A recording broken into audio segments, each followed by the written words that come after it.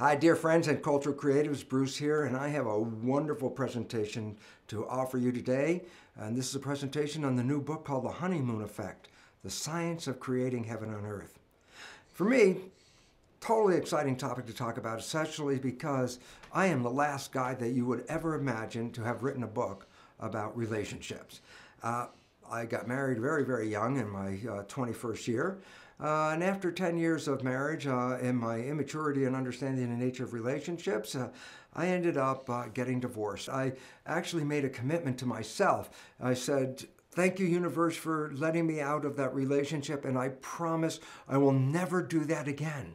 And so for every day, for 17 years, when I would shave every morning, I had my own little mantra. It would go something like this: I'll never get married again. I'll never get married again. So for 17 years, I was clearly not marriageable material or even interested in the concept.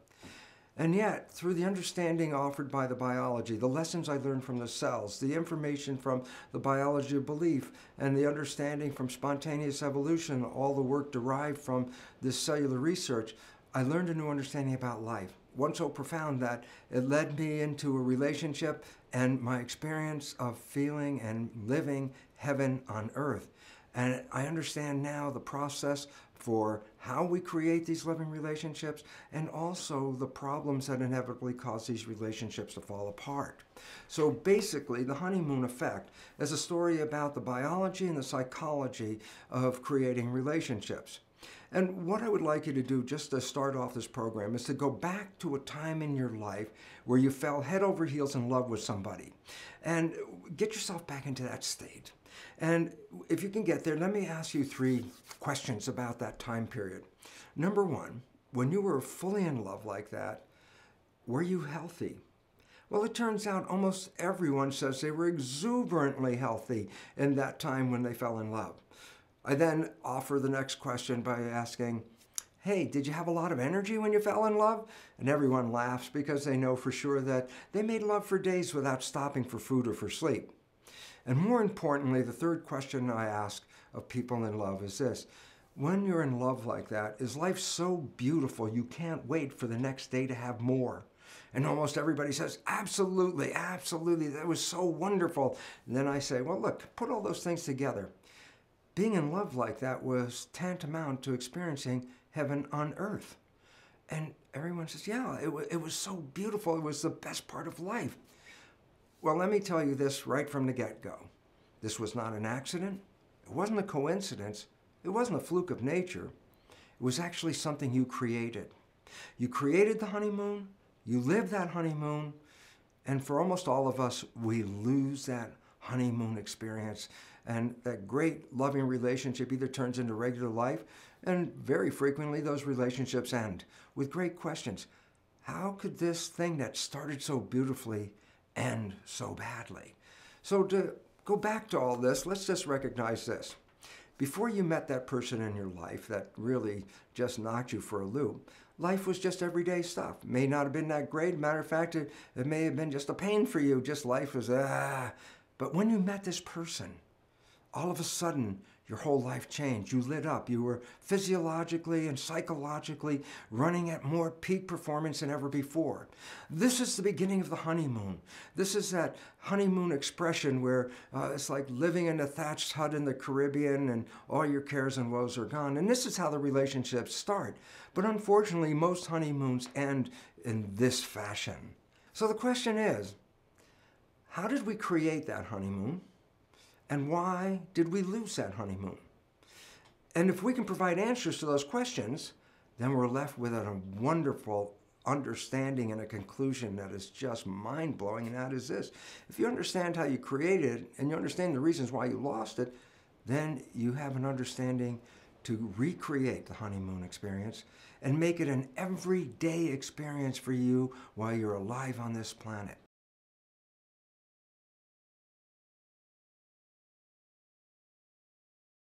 We're familiar with a picture of an atom as a particle, but that's a Newtonian perspective. The new physics, called quantum physics, actually looks at the energy. So rather than a particle, an atom looks like this. It's got waves of energy. And in fact, the atom itself in the center of all those waves doesn't even physically exist, so let's remove that. What does an atom look like? Ripples in a pond. Now, the question is, what happens if the energy from one atom interacts with the energy from another atom? Do they just pass through each other independently? And the answer is absolutely not.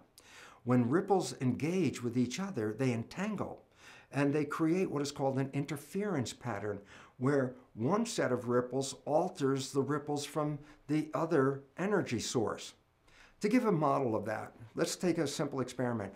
I take two rocks, equal size, equal mass, and hold them exactly the same height above the water, and then drop them at exactly the same time into the water. The ripples from one rock are moving this way, the ripples from the other rock are moving this way, and the question is, what happens when the ripples get together and they meet each other?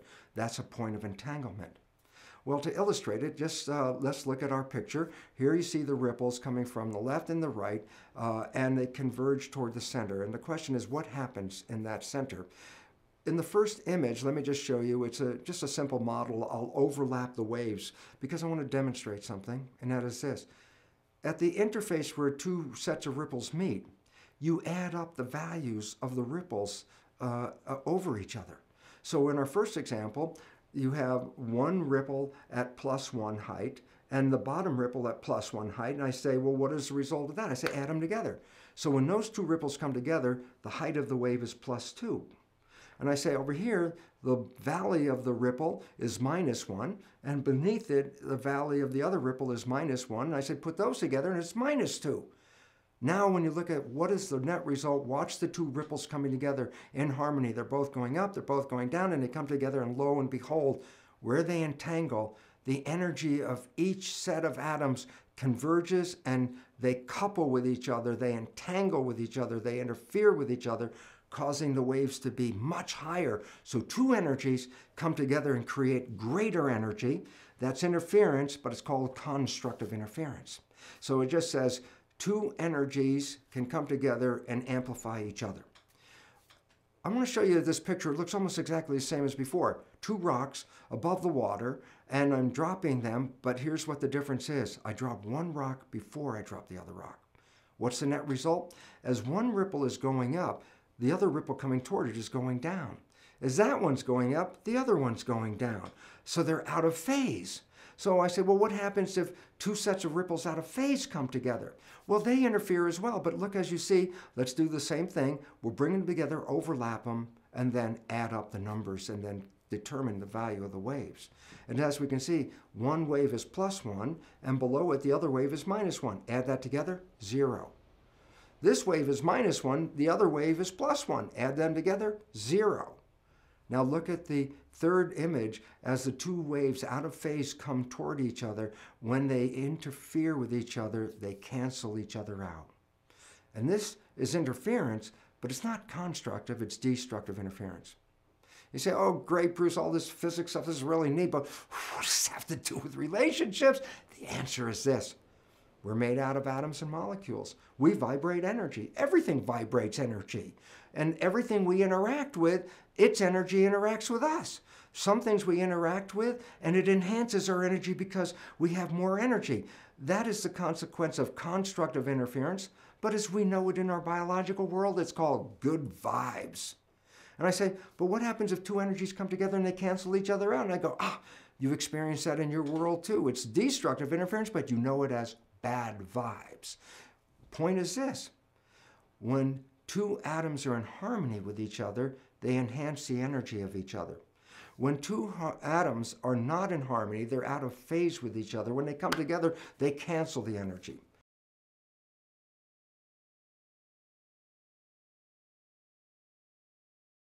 Potassium has an extra electron. Chlorine is missing an electron. The two come together, and then look, they spin in perfect balance.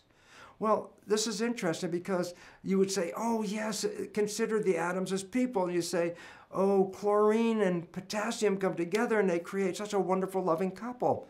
But I say, well, there's a problem with that, and that is the potassium and chlorine, yes, they spin in balance, but they represent a codependent relationship. which is different than the noble gas. The noble gas is spinning in perfect balance and doesn't make any relationships at all. It's already in perfect balance. So that's why the noble gases don't make chemistry. They don't need another element to bring them balance because noble gases by their nature are already in balance. It's the other 112 elements that are out of balance that seek chemical coupling to create that balance. The problem, as I mentioned, though, is chemical coupling means codependency. The potassium will do okay as long as the chlorine is there. But if the chlorine's not there, then the potassium begins to wobble. So there's a tendency to bring the two together that one says, I need you, you need me. Well, codependency. And the significance about that is then I could be a bad potassium and you could be a wonderful chlorine. And yet I push on you by saying, well, I'm going to do all these things. And you're saying, don't do that. And I say, yeah, what are you going to do about it? If I leave, you're out of balance. And all of a sudden you realize, what does codependent relationship mean? It means that I must be with you because together we create that balance. And therefore, there's a tendency for codependent relationships to become troublesome. Because if one starts to not participate very well, the other one still has to accept them because it's what created that balance.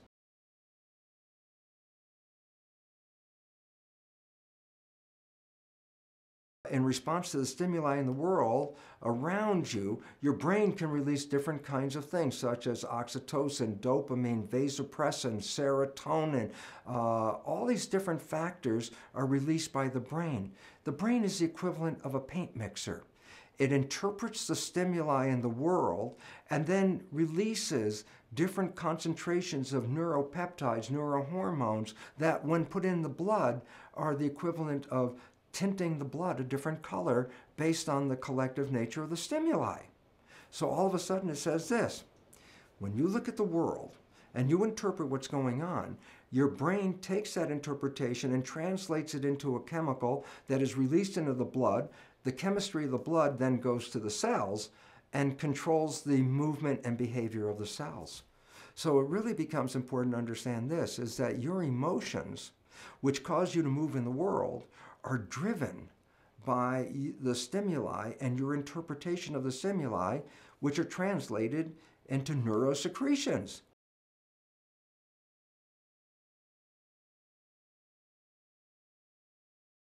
We have a mind that interfaces between the environment and our biology. The mind's job is to read the information in the environment, assess what's going on, and then create behaviors that will allow us to sustain ourselves and continue to thrive in an ever-changing environment.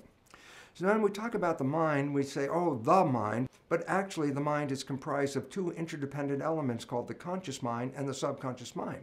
They're both part of the brain, but they have different functions and activities. Even though they're interdependent and related to each other, they learn in different ways and respond in different ways. And this is very critical for us to understand the nature of how the conscious mind and the subconscious mind work, because it's the conscious mind that brings us into the honeymoon experience. And as I'll talk about, it's the subconscious mind that essentially ends that honeymoon experience for us.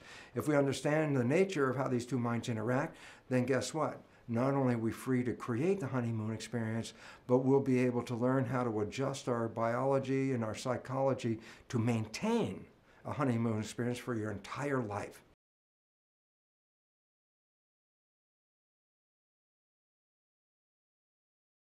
If you want to sustain the honeymoon experience, which you create from your conscious mind and its activity, there are two ways to do that. One is just continuously operate from the conscious mind, because that's the mind that created the honeymoon. It's a process called mindfulness, but it's a very difficult process because in the world in which we live, we're so bombarded with ideas and thoughts and requirements that our conscious mind is completely engaged with thinking. The moment the conscious mind is engaged with thinking, that's when we default to the subconscious. So if you can stay in the conscious mind, you can stay in the honeymoon experience.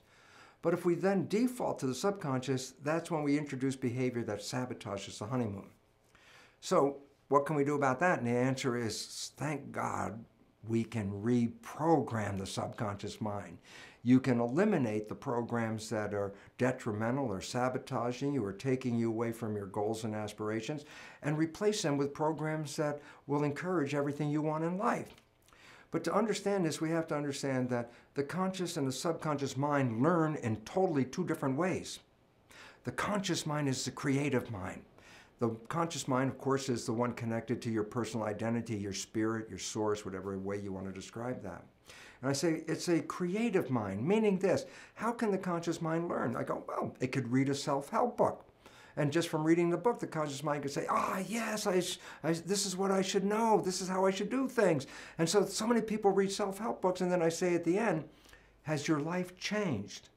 And most people say, well, no, not really at all. And I say, well, is it because you don't know the information? And I ask you questions, and your conscious mind can repeat back everything in the book. So I say, oh, well, you got all this information in your conscious mind, so why isn't your life changing? And the answer is, because we only use that conscious mind about 5% of the time. And just because the conscious mind learned from reading the book, it didn't mean the subconscious mind learned. So the subconscious mind still has the original programs in it, so you're still in the same place. So here's the point.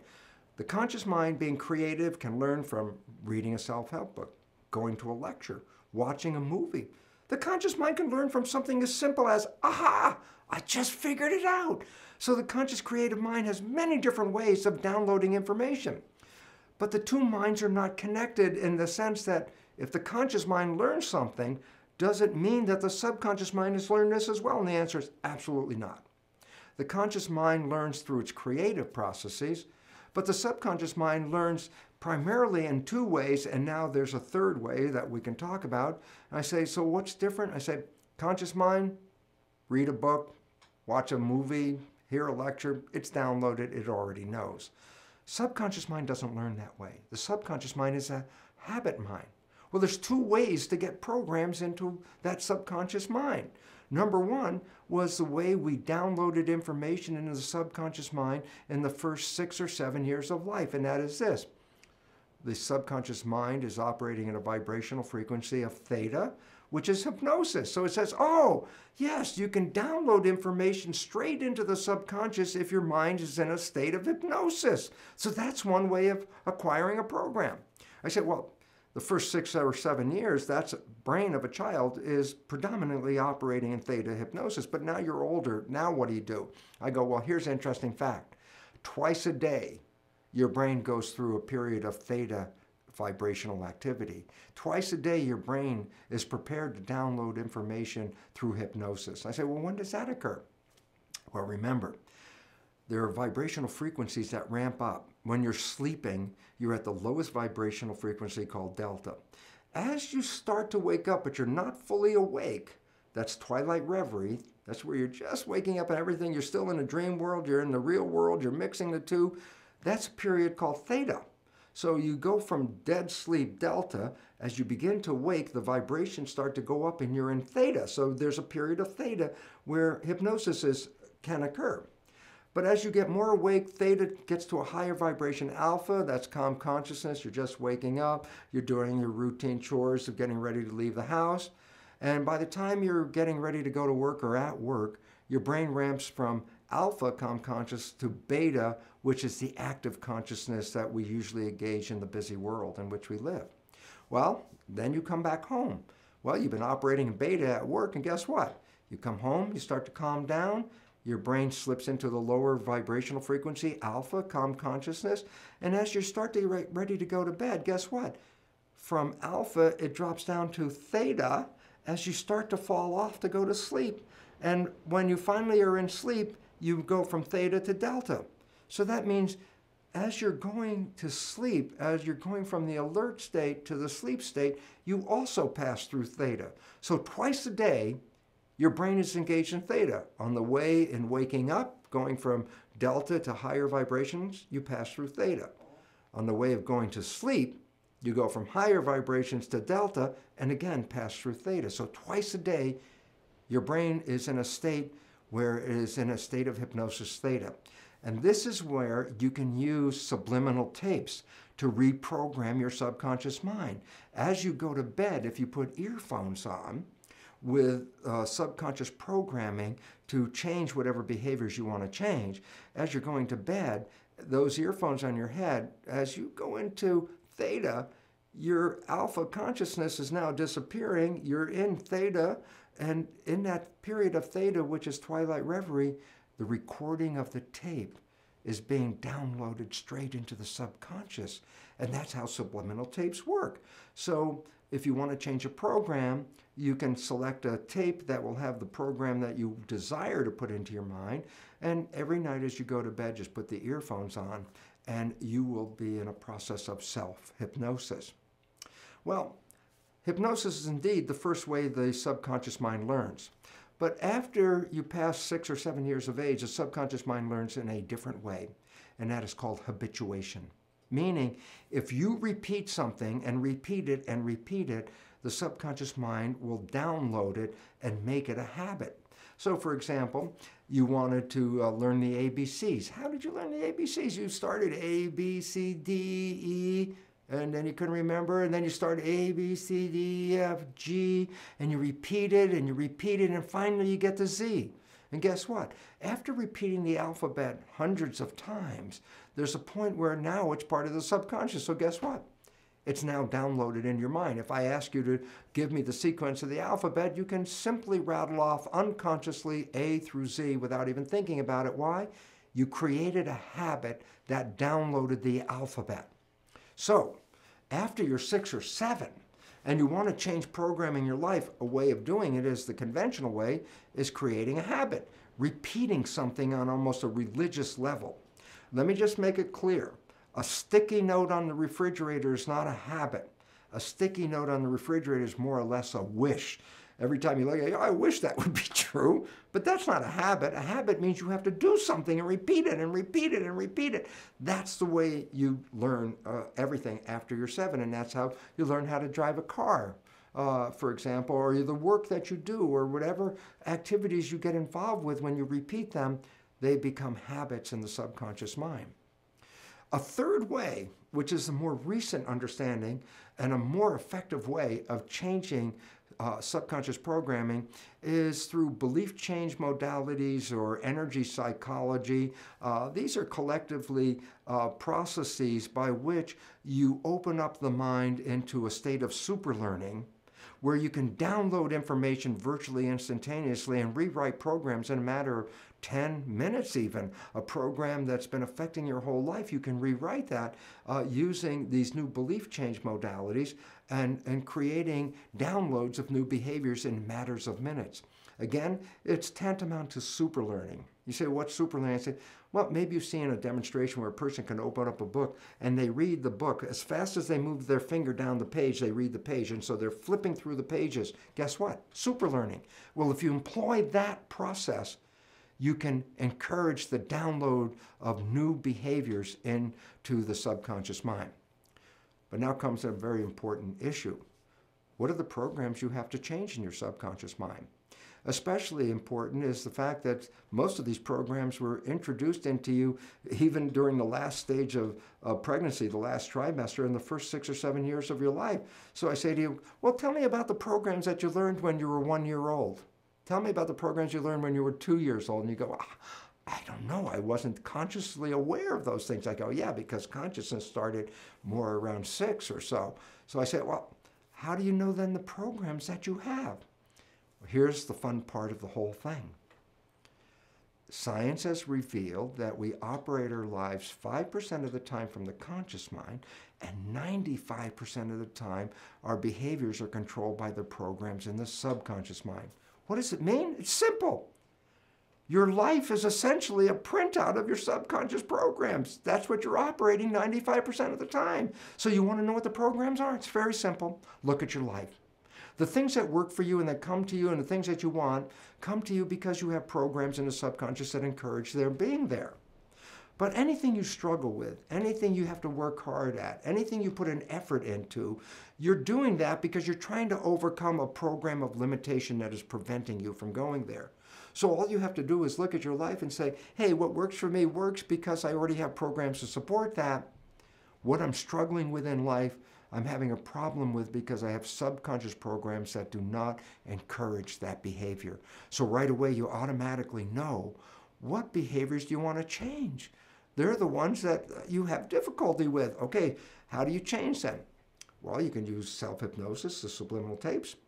You could change them by creating new behavioral habits that you repeat every day religiously, changing the old behavior and rewriting it live every time, saying, no, don't do it that way. No, don't do it that way. Talking to yourself and saying, that's not what I want. This is what I want. And you constantly repeat this to yourself. Guess what? Habit will inevitably change that program and put it into the new program. So now we're down to a very fundamental understanding of life. And that fundamental understanding of life is this. Your life is an expression of your programs, because 95% of your life comes from the subconscious. That if you want to change your life, you could do either of two things: stay in the conscious mind, be mindful, or two, rewrite the programs in your subconscious mind. We already talked about how you rewrite the programs. And just to emphasize this one more time, think about this. How many of us talk to ourselves and say, oh, come on, Bruce, don't do that. That's such a stupid thing. And I'm talking to myself to try to change a behavior. And it's very frustrating, because the more I talk at myself, the less the behavior is changing. And the more I talk, the more angry I get with myself, because I'm not listening to my own suggestions.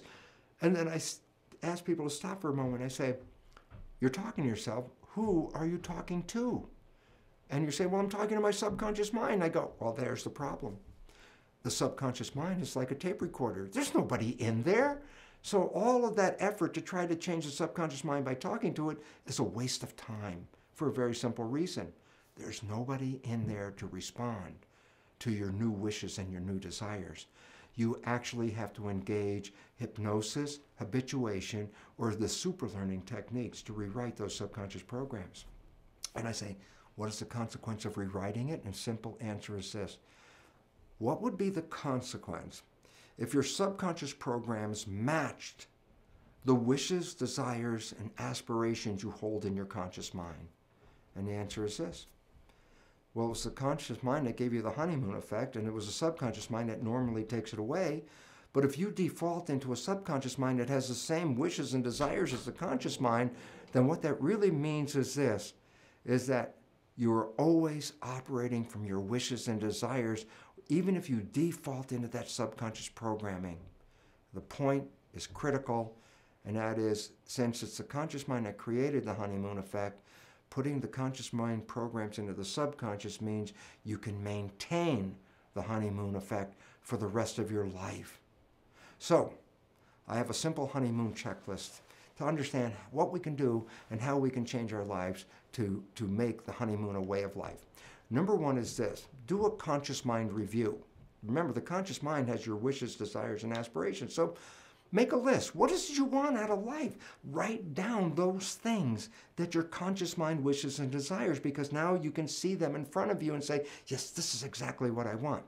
There used to be an old phrase, be careful of what you ask for, because you're going to end up getting it. Well, Margaret, my partner, said that was a really negative way of saying that. She says, let's write it this way. Be conscious of what you ask for, because as you write this list of your wishes and desires, you will inevitably be setting up situations to experience exactly what you wrote. So now the first step is, what is it you want out of life? Well, wishes and desires, aspirations, conscious mind review.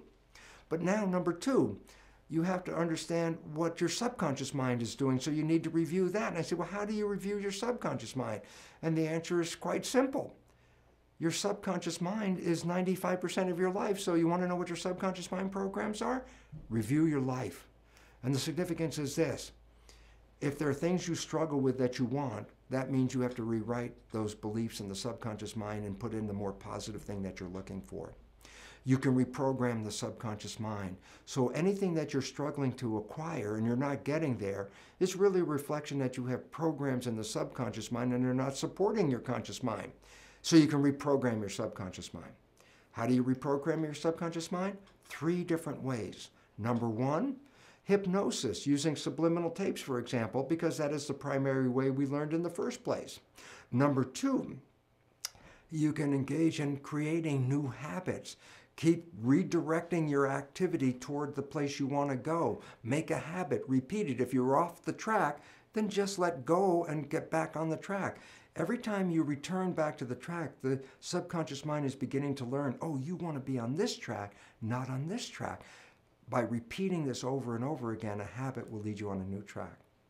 And for me, the most exciting thing is because civilization is in a very big crisis right now, and it's really due to human behavior. We need to change behavior quickly, and that's why there's a whole variety of new super learning techniques, including belief change modalities.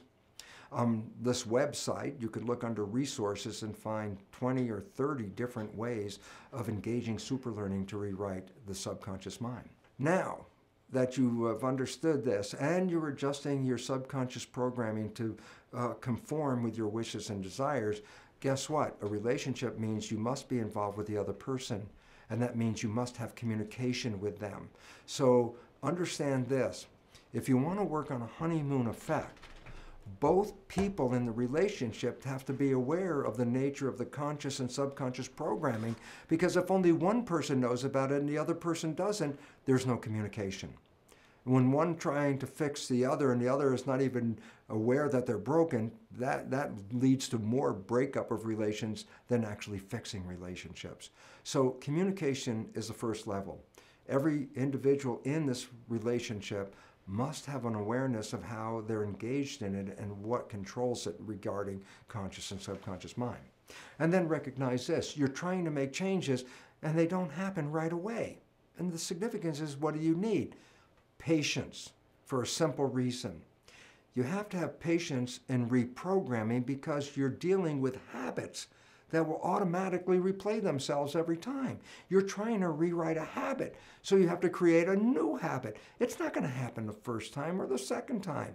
But as you become aware and conscious of it, every time a negative behavior shows up and you are becoming more conscious, you are in the power position of changing that behavior at that moment and then engaging in behaviors that you really want.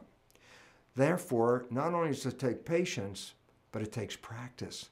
So you and your partner in a relationship have to have the dialogue with each other. When a behavior shows up that one of the individuals is creating and unaware of, then the other person must say, look, you perhaps didn't see what you just said or what you just did, automatic subconscious behavior, it wasn't really the best thing. And through a nice dialogue and through practice, what you can end up is, again, leading to an opportunity to engage with each other, and as a result, create new programming that supports both your wishes and desires and aspirations.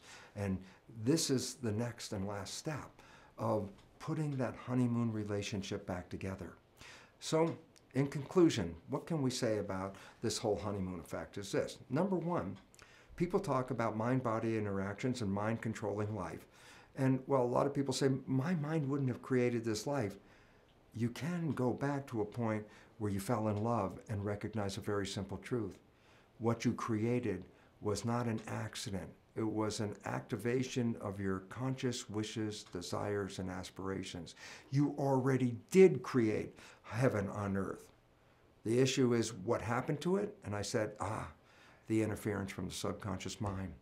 If you understand the programming and how that programming is the default behavior, and you understand how you can rewrite that programming, then you're given an opportunity to eliminate the negative programs in your subconscious that have been sabotaging you, and instead replace them with behaviors that correspond with your wishes and desires.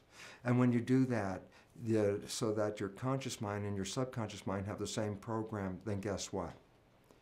At that moment, whether you're paying attention or whether you're not paying attention, you'll be engaged in the honeymoon experience. It never has to go away. The honeymoon is an experience that you could have your whole life. This is why we were here. We were here to create heaven on earth. The one time you did it is when you fell in love. It could have stayed that way if you understood the mechanisms we have described here. But when you do understand the mechanisms, it says you can go back and recreate that and make it a permanent way of life. You were born into heaven. You've experienced it once or more, and you can do it again and again and again, because that's how powerful you are. You are a creator, and you are in heaven. When you use your creation, you will manifest heaven every day in your life and enjoy the beauty of a living experience on this wonderful planet. The honeymoon effect. the science of creating heaven on earth.